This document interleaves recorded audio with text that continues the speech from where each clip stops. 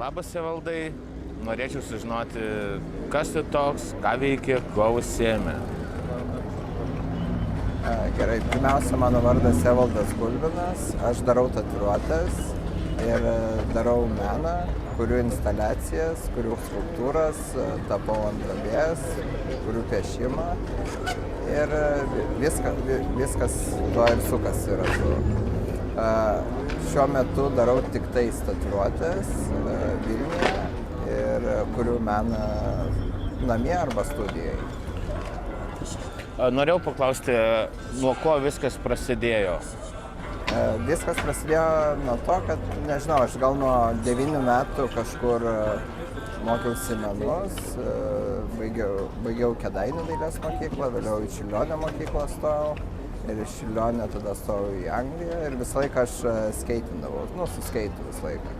Ir maždaug, kai Anglijoje buvau, koledže Art and Design mokiausi ir kažkaip pabėgau iš pamokų ir su skeitu ir pasitempiau kelieną. Ir kai pasitempiau kelieną, galvojau, ką čia padaryti, kaip čia tą street artą su tatuiruotėm sumaišyti. Tai yra street artą su menu. Tai ir kažkaip išsivystė, kad tatuiruotės pasidomėjau, tada nuėjau į apprenticeshipus, ten pabandžiau patatuiruoti ir man labai patiko, tiesiog jaučiausi savimi. Ir maždaug iš to išsirutuliavo. Ir vėliau stojau į Fine Artus, bakalauro Mix Media ir baigiau magistrą Fine Artus. Dabar norėjau paklausti, tu buvai Anglijoje, ką Anglijoje užsiėmei, kokiais dalykais, ką studijavai, ką veikei? Kai važiavau į Angliją, aš ten paskeitinti važiavau. Su skeitu pavažinėti iš tikrųjų, bet ir stojau į Foundation Art and Design, West Thames College, vėliau stojau bakalaurą, Fine Artus, University of Westminster ir Masters of Fine Arts, University of Arts London. Ir visų tuo laiku aš darydavau tatuiruotes, dirbdavau studijose. Ne per vieną, per kelias. Aha, o Anglijoje darei kažkokias parodas, instaliacijas? Taip, Anglijai mokydamasis ir laisvų laikų dariau ir instaliacijas, ir skulptūras, ir Mix Media. Ir man vienas patiko iš tikrųjų ant multimedijos buvau šokęs. Ten su projektoriais, su video, su garsu irgi vis patikdavo. Tai šiuo metu tu dabar grįžai į Lietuvą ir tavo pagrindinis hobis arba užsiėmimas, ką tu veiki šiuo metu? Šiuo metu dirbu studijoje, per porą studijų dirbu, tatuiruotes darau ir darau meną, ten skulptūras darau kartais paišau ant drobės tapau.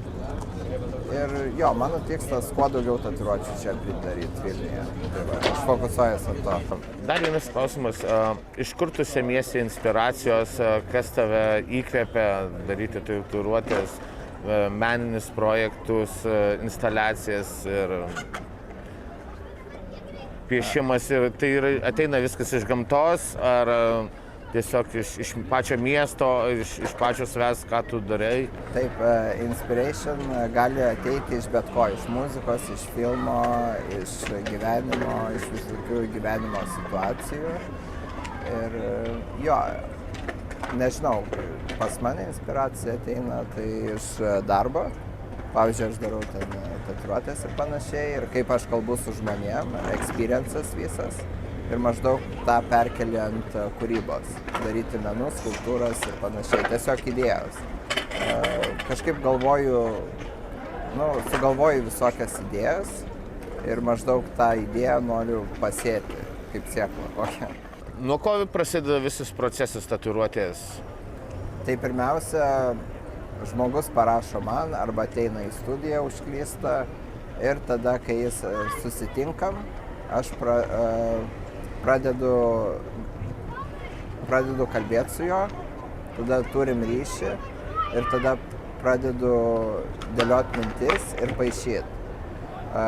Per paišymą maždaug kalbi su žmogum ir klausi, kas jam patinka ir bandai palenkt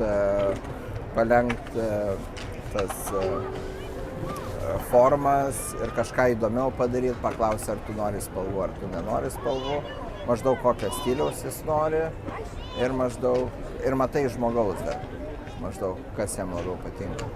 Jeigu žmogus labai nieko nenori, ten tiesiog linijų ir panašiai, tai bandau dadėti baltos kokios, paryškinti, pavyzdžiui, kai darai akį, paryškinti su balta ten pačią akį, kad blizgėtų, žvaigždutes kokias darai, tai irgi, kad taškiuką į vidų įdedi, kad ten žibėtų, baltą taškiuką į vidų, kad žibėtų. O jeigu ten nori geresnio, kažko įdomiau, tada turi dar daugiau freedom. Ir maždaug jo, kai padarai tą dizainą, tada uždedi ant žmogaus, viskas tvarkoja ir tada pradedi daryti. Kas man patinka, tai dažniausiai dizainai atrodo, pats padaryta tatu atrodo daug geriau negu dizainas. Va tas svarbiausia yra, padarai iš linijų dizainą, o uždedi ant žmogaus ir tada pridedi tušavimo, pridedi dar daugiau creativity ir gaunasi kažkas smagaus ir įdomaus. Ir žmogus labai patenkintas būna ir grįžta atgal. Nuostabus buvo pokalbis su tavim ir dėkoju, kad prisijungei.